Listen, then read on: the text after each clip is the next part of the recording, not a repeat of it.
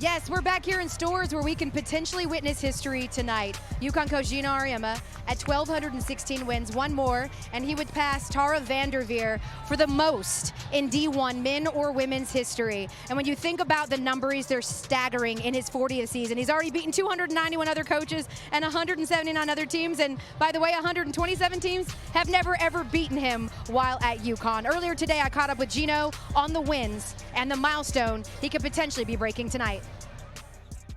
Coach, when you topped Coach K for second on this list back in February, you talked about how you relish these wins a lot more. As you stand on the precipice of history, how are you sort of processing all of this hullabaloo over your milestone?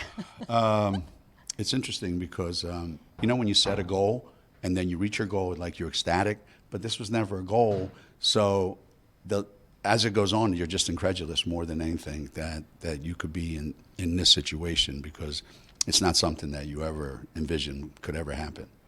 We talked about on the earlier SportsCenter that if a coach started right now and attempted to break your record, if they won 20 games every single year, it would take 60 years to break your record. What do you think about when you hear that? That if somebody asked me to go do it again, I would say it's impossible, right?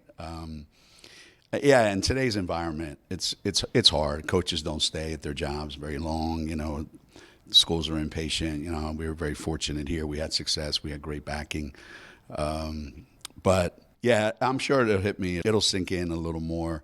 And seeing my former players here today at shoot-around, just the memories that wash over you. Each one of them has a story. Each one of them brings back you know, just incredible memories. Geno just mentioned the legacy of the players that he's impacted, that have impacted him, and I've got two of them here responsible for 4 of the first 5 titles that Geno got. Bird Diana Taruasi, the future Hall of Famer Sue Bird. It was just announced, and so how do you sort of reflect as you stand in the place where it all started and you're about to be enshrined? I don't even know. I think what's amazing is actually seeing this student section. I wish we had that when we were here. Yeah. But more than anything, I mean, it's 40 years of greatness, 40 years of impact. But it's about seeing the people you did it with and having good times. What's that like for you to be here?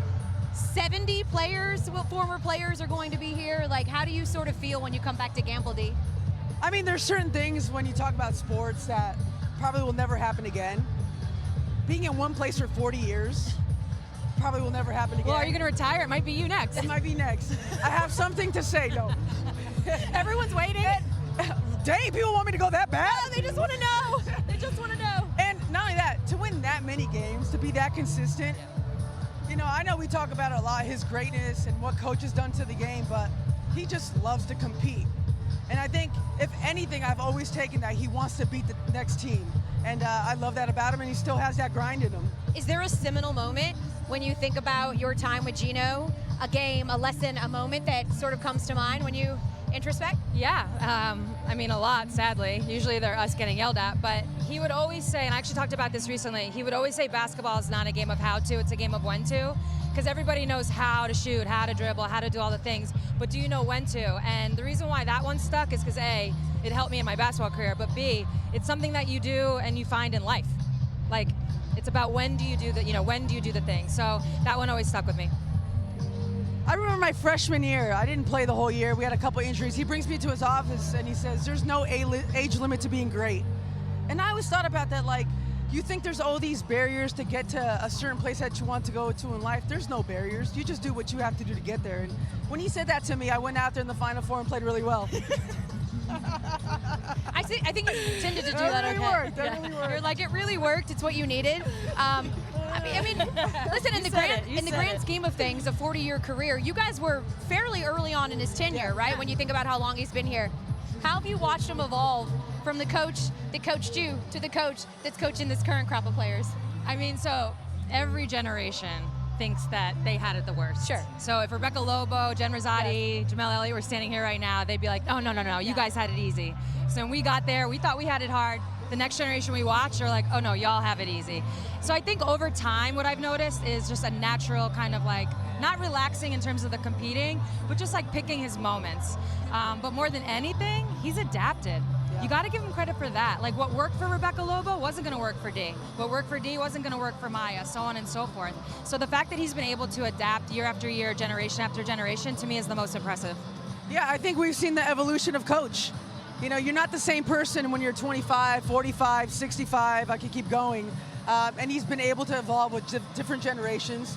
And that says a lot, because when you're used to doing things one way and you've seen success doing it that way, it's hard to change. But coach has been always found a way to change the mindset of a team, the way someone plays, and he's evolved. And it seems as though he's relishing these wins a little bit more. He's talked about that as well. Like he knows how much harder they are to come by. Speaking of which, before I let you go, by UConn standards, it's been since 2016 since they won a title, which is a very, very long drought by UConn standards. When you outlook this current team, it was just announced AZ Fudd will be back on the court today. How do you see their ceiling? I mean, I think it's pretty high. The reality is, and I don't say this as an excuse, we've all been on part of teams that had a lot of injuries. They've been hit with that bug hard. So I think more than anything, you just want a healthy season. If they have a healthy season where they can continue to grow and then peak at the right time, I don't see why they can't win it all.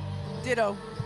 All right, Sue, again, next time we see you, it'll be at your Hall of Fame enshrinement. And Dee, next time we see you, it will be... Hall of Fame enshrinement. Oh, you will? Yeah, I want to go to Knoxville. You know it's in June.